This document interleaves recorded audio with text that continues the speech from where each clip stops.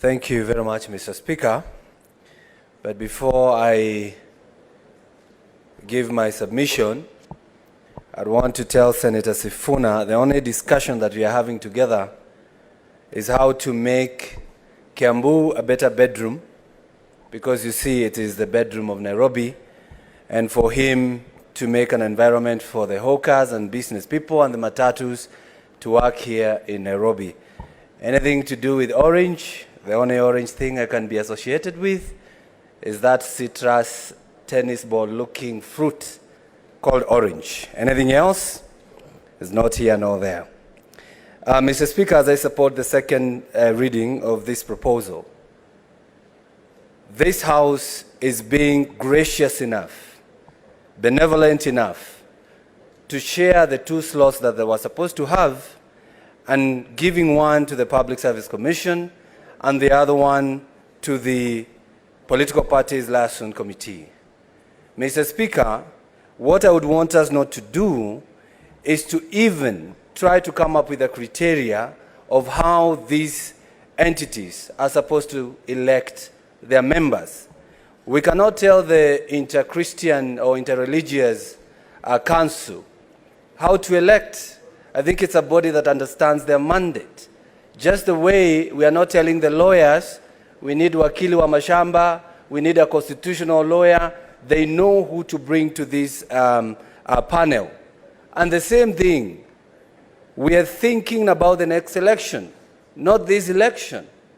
I don't even understand what the majority or the minority means now, because you don't know the next government that is coming.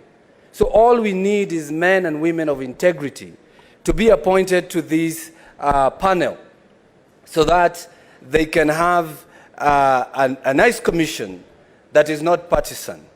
Mr. Speaker, this amendment, I can call it a multi-partisan, it's bringing a multi-partisan panel of people from different sides of political divide. The Parliamentary Service Commission, that's where the politicians are. The Public Service Commission, that's where the workers of the nation are. The Interreligious Council, that's where our faith is. The Law Society of Kenya, that's where the learned friends are.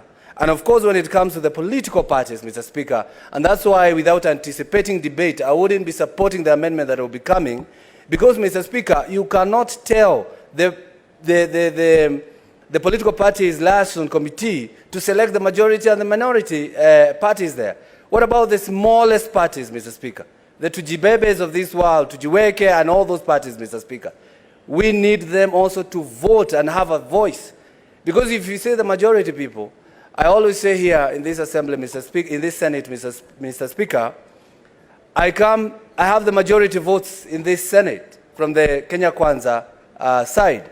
Honorable Sifuna, the majority votes from the Azimio side. But you only have one vote. Otherwise, if you want them to bring somebody here so that the majority can be voting, then I should have 3 or 4 votes in this Senate, Mr. Speaker.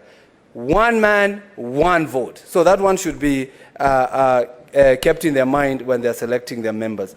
Mr. Speaker, I'm happy when I see my good friend, Senator Osotsi, talking about the formation of the Commission of Inquiry.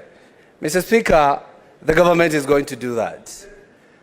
The government is going to do that.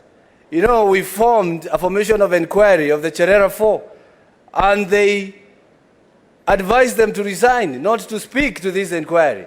Now they're asking for the inquiry, Mr. Speaker. That inquiry will come because we want to make sure that this country will have the best election that will be emulated by other nations.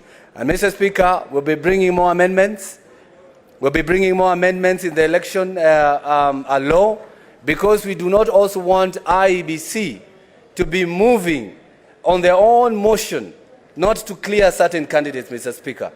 We have to bring that amendment so that we make sure that they cannot deny anybody a chance to run by their own motion what the lawyer says suo moto. I support the second amendment.